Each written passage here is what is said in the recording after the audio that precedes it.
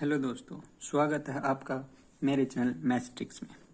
आज का हमारा टॉपिक है साधारण ब्याज। ठीक है, इससे पहले मैं चक्रवृद्धि ब्याज पे क्वेश्चंस और वीडियो बना चुका हूं, तो आप वो चैनल पे जाके देख सकते हैं। ठीक है दोस्तों, तो साधारण ब्याज में क्या है कि सबसे पहले साधारण ब्याज में क्या होता है कि मूलधन, पहले इसका थोड़ा सा बेसिक कर लेते हैं। मूलधन और दर और समय। ठीक है दोस्तों, अब क्या होता है कि साधारण ब्याज होता है बिल्कुल साधारण कि हर साल का लगता है ब्याज। साधारण ब्याज हमेशा हर साल इक्वल होगा अगर मूलधन और दर हमारी सेम होगी तो।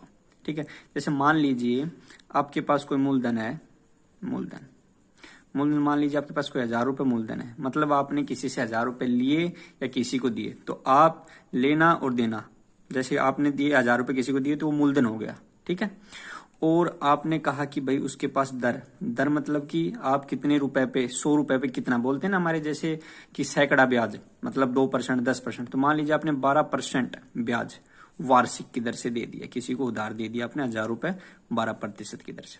तो इसका मतलब क्या हुआ कि आपने 12% से 1,000 रुपए उधार दिए, तो 12% का मतलब हो गया 100 रुपए पे 12 रुपए। तो 1,000 रुपए पे कितने रुपए हो जाएंगे एक साल के लिए? 120 रुपए हो जाएंगे। ये बात समझ में आई आपको कि अगर 12% का मतलब हो गया कि 100 रुपए में 12 रुपए हमें ब्याज देने पड़ेंगे। ठीक है, लेकिन हमें कितने रुपए लिए? 1,000 रुपए लिए, तो 1,000 रुपए पे कितना रुपए ब्याज हो जाएगा हमारा? 120 रुपए। ये बात समझ में आएगी? मतलब क्या हुआ कि जितना भी हमारा मूलधन है उसका जितनी प्रतिशत हमें दर दे रखी है वही हमारा ब्याज होता है। जैसे कैसे कि हमने 1,000 रुपए मूलधन दे रखा था, उसका 12% हमने निकाल लिया और वो कितना आ गया? 120 रुपए। यही मैंने बताया, 120 रुपए आ जाएगा। तो हमारा क्या होता है, जैसे हमारा जो इसमें फॉर्मूला लगता है, फॉर्मूला बोलते हैं कि साधारण ब्याज, सिंपल इंटरेस्ट, PRT/100। ये यहीं से बन के आया है कि हमारा मूलधन हो गया, P मतलब प्रिंसिपल मतलब मूलधन हो गया, R मतलब रेट होगी, समय इसमें 1 वर्ष था इसलिए समय हो गया /100। समझ में आ गया कि साधारण ब्याज PRT/100 क्यों करते हैं? इसलिए करते हैं क्योंकि ये 100 रुपए पे हमारी दर होती है और समय 1 साल। अगर हम मान लीजिए जैसे कि रेट और टाइम को मल्टीप्लाई हमेशा कर देना है जब भी होगा, कि भाई हमारा अगर ये बोल देता कि समय अगर 3 वर्ष है, जैसे इसी क्वेश्चन में अगर हम करना चाहें कि मूलधन हमारा कितना है? 1,000 रुपए है, ब्याज की दर 12% है और समय 1 की जगह 3% दे दिया जाए, समय अगर टाइम हमारा 3 साल दे दी जाए, 3 ईयर, तब क्या हो जाएगा कि 1 साल का ब्याज है, 3 साल का ब्याज कितना हो जाएगा? 36% हमारा ब्याज हो जाएगा। तो डायरेक्ट हमारा आंसर कितना आ जाएगा? 1,000 का 36% हमें निकालना है, तो आंसर कितना आ जाएगा? 360। मतलब क्या आएगा, जो हमारा 1 साल का ब्याज आया था उसका 3 गुना हो गया ब्याज। समझ में आ गया कि हमारा ब्याज हर साल सेम रहेगा। ठीक है दोस्तों, साधारण ब्याज हर साल सेम होता है कि जब भी हमारा समय बढ़ेगा उसी हिसाब से वो उसका टाइम्स बढ़ता रहेगा।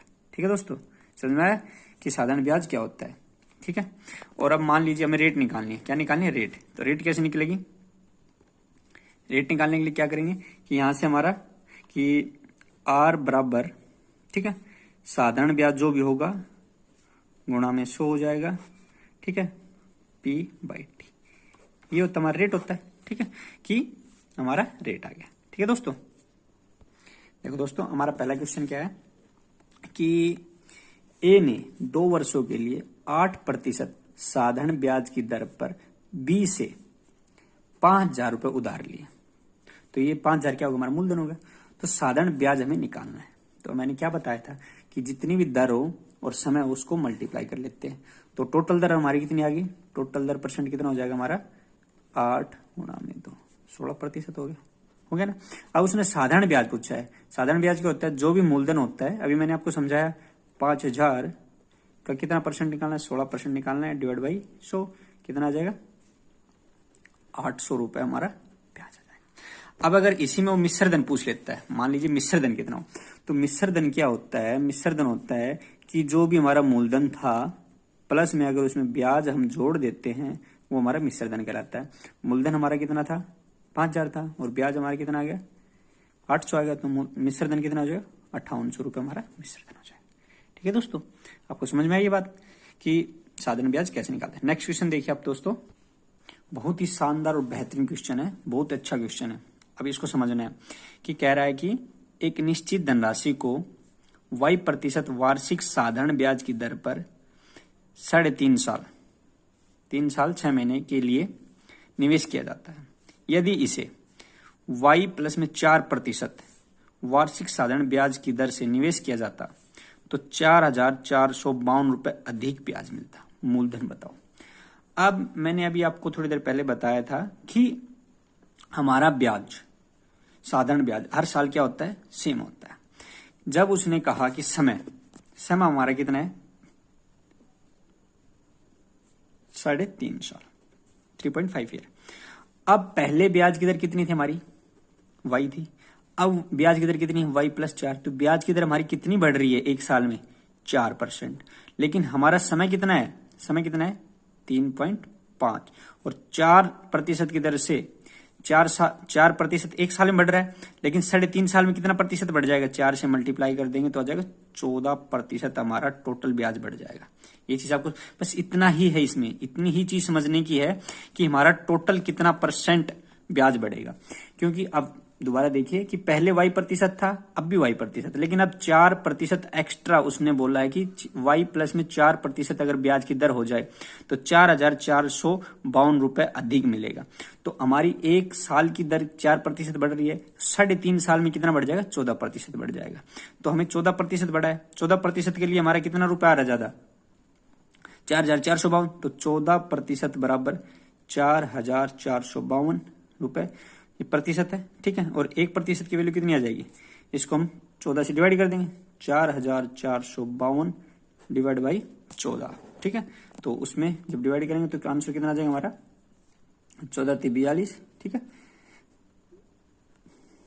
14×14 और 14×8=112, ठीक है। ये हमारी 1 यूनिट की वैल्यू आएगी। और हमें जब मूलधन निकालना है, ये हमारी 1% की वैल्यू, और मूलधन हमारा क्या होता है, 100% होता है। तो 100% की वैल्यू कितनी हो जाएगी, जब हमारी 100% की वैल्यू निकालेंगे तो 100 से गुणा कर देंगे, हमारा मूलधन कितना आ जाएगा, कितना आ जाएगा, हमारा मूलधन आ जाएगा, ठीक है दोस्तों। 31,800 रुपये हमारा मूलधन आ जाएगा। समझ में आया, बिल्कुल इजी है। कि आपको मैं फिर से रिपीट कर रहा हूं कि इसमें सिर्फ ये देखना है कि दर हमारी कितनी बढ़ रही है, क्योंकि वार्षिक दर जो हमारा साधारण ब्याज होता है हर साल का सेम होता है। नेक्स्ट क्वेश्चन देखिए दोस्तों, कह रहा है कि पहले 3 वर्ष के लिए साधारण ब्याज की दर 6% है, अगले 4 साल के लिए साधारण ब्याज की दर 7% है, 7 वर्ष से आगे 7.5% वार्षिक है। एक आदमी ने 18,800 रुपए 11 वर्ष के लिए निवेश किए, साधारण ब्याज होता है। तो हमारा टोटल समय कितना आ गया, टोटल टाइम हमारा आ गया 11 ईयर, ठीक है। अब उसने कहा है अलग अलग समय के लिए अलग अलग ब्याज दर दे रखी है। तो मैंने क्या बताया था, ब्याज को जो भी दर होती है समय से मल्टीप्लाई कर ले, वो हमारे टोटल दर आ जाएगी। तो पहले 3 साल के लिए दर कितनी हमारी, 3 साल के लिए 6% की दर से टोटल दर हमारी कितनी आएगी, 18%। कितना समझ में आ गया दोस्तों, कि हमारी पहले 3 साल के लिए 6% से हो गया हमारा। अगले 4 साल के लिए, 4 साल के लिए ब्याज की दर कितनी हमारी, 7% है, ठीक है दोस्तों, 7% है। तो कितनी आ जाएगी हमारी, 28% आ जाएगी। अब हमारा टोटल समय कितना हो गया दोनों को, पहले 3 साल के लिए था, फिर 4 साल के लिए 7 साल हो गया। अब कह रहा है कि इसके बाद जो भी आगे का समय होगा वो 7.5% होगा। तो हमारा 7.5% हो गया। लेकिन टोटल हमारा 11 ही वर्ष होना है, टोटल 11 वर्ष होना है, जिसमें से 7 वर्ष तो चला गया, तो रिमेनिंग वर्ष कितना बच गया, 4 वर्ष बच गया, ठीक है दोस्तों। तो इससे हमारा टोटल कितना % आ जाएगा, 30% आ जाएगा। तो हमारी टोटल ब्याज की दर 11 साल में कितनी हो जाएगी, जब इन सभी को ऐड करेंगे तो ये 16 हो जाएगा, 16 हो जाएगा, 5, 6, 1, 7, टोटल 76% हमारी ब्याज की दर आएगी। और हमारा मूलधन कितना दे रखा था, 18,800 रुपए, और ब्याज की दर 76%, इसका प्रतिशत निकालेंगे तो हमारा ब्याज आ जाएगा। तो जब इनको हम डिवाइड करेंगे, ये डिवाइड हो जाएगा, उसके बाद हम तो दोनों को मल्टीप्लाई करेंगे तो कितना आ जाएगा, 14,288। जब इनको मल्टीप्लाई करेंगे, ठीक है दोस्तों, ये हमारा आंसर आ जाएगा। बिल्कुल साधारण ब्याज तो बहुत ही इजी है, ठीक है दोस्तों, समझ में आ गया। नेक्स्ट क्वेश्चन देखिए, बहुत ही ज्यादा एग्जाम में पूछे जाने वाला क्वेश्चन है साधारण ब्याज से, ठीक है दोस्तों। कोई धन 3 वर्ष में अपने आप का 8 गुना हो जाता है, कितने वर्ष में अपने आप का 64 गुना होगा। ठीक है दोस्तों। तो इस टाइप के क्वेश्चन में क्या करना है कि मान लीजिए कोई धन हमारे पास 1 है, वह 8 गुना हो गया, मतलब 8 हो गया, कितना समय लगा उसको? 3 वर्ष लगे। इतना समझ में आएगा दोस्तों? मतलब एक धन था, 8 हो गया 3 वर्ष में, तो कितना बढ़ा वह धन? 7 बढ़ा, क्योंकि एक तुम्हारे पास था, वही साधारण ब्याज होता है। एक हमारे पास था, 8 हो गया, 7 बढ़ गया। अब 7 धन बढ़ने के लिए उसको कितना समय लगा? 3 वर्ष लगा। ठीक है। अब कह रहा है कि वह 64 गुना होने के लिए कितना समय लगेगा? तो क्या किया था हमने? एक कम किया है, तो यहाँ से भी कम कर दें। कितना गुना होना है उसको? 63 लेना हमें, क्योंकि 64 गुना करने के लिए हमें यहाँ पे 7 किया था, क्योंकि 7 बढ़ा है, तो यहाँ पे कितना बढ़ेगा? 63 बढ़ेगा। तो 7 बढ़ने के लिए अगर उसको 3 वर्ष लगे, 63 बढ़ने के लिए कितना समय लगा? कितना गुना लगा उसको? 9 गुना लगा। तो यहाँ से 9 को गुणा कर देंगे समय से, टोटल 27 वर्ष में वह 64 गुना हो जाएगा। ठीक है दोस्तों, हमेशा जितना गुणा करना है उससे एक कम लेके चलना है, ये याद रखना है। हमें 64 गुणा करना है तो हमें 63 लेके चलना है। ठीक है दोस्तों, इसी टाइप का नेक्स्ट क्वेश्चन देखिए, आपको और क्लियर हो जाएगा, और भी ज्यादा क्लियर हो जाएगा। कि देखिए नेक्स्ट क्वेश्चन क्या कहता है, कोई धन 6 वर्ष में दुगुना हो जाता है, कितने समय में 10 गुना हो जाएगा? तो हम जो हमने अभी पहले किया वैसे करते हैं। देखो कैसे करेंगे कि मान लीजिए कोई धन हमारे पास 1 है, कोई धन 1 है, 2 गुना हो गया, 2 हो गया, कितने वर्ष में हुआ है? 6 वर्ष में हुआ। कितना बढ़ा है वह धन? सिर्फ 1 बढ़ा है, क्योंकि एक कम लेके चलना है। अभी मैंने क्या बताया, 10 गुना करना है, तो हमें एक कम लेके चलना है। कितना करना है? 9। कितना बढ़ाना है हमें? 9। तो 1 बढ़ने में अगर उसको 6 साल लगे हैं, तो 9 बढ़ने में कितना लगेगा? ये भी 9 गुना हो जाएगा, तो इसको 9 से गुणा कर देंगे, टोटल कितना आ जाएगा? 54 वर्ष में वह टोटल 10 गुना हो जाएगा। ठीक है दोस्तों, सबसे बेस्ट क्वेश्चन माना जाता है साधारण ब्याज का ये क्वेश्चन, बहुत से एग्जाम में आपको देखने को मिलेगा। ठीक है दोस्तों, तो मेरे चैनल को लाइक करें, शेयर करें, सब्सक्राइब करें। और चक्रवृद्धि ब्याज में इससे पहले वीडियो बना चुका हूँ, कंप्लीट चक्रवृद्धि ब्याज की हर टाइप की एक एक क्वेश्चन बनाया मैंने। ठीक है, ज्यादा प्रैक्टिस के लिए नहीं बनाया, सिर्फ जितने भी टाइप है उसके अंदर 20 टाइप अराउंड 20 to 21 है उनमें टोटल टाइप, सभी टाइप का मैंने एक एक क्वेश्चन लिया है। ठीक है, तो चक्रवृद्धि ब्याज की वीडियो आपको देखनी है तो चैनल पे जाके देखिए। ठीक है, तो और अगर किसी को कुछ प्रॉब्लम है तो कमेंट कीजिए।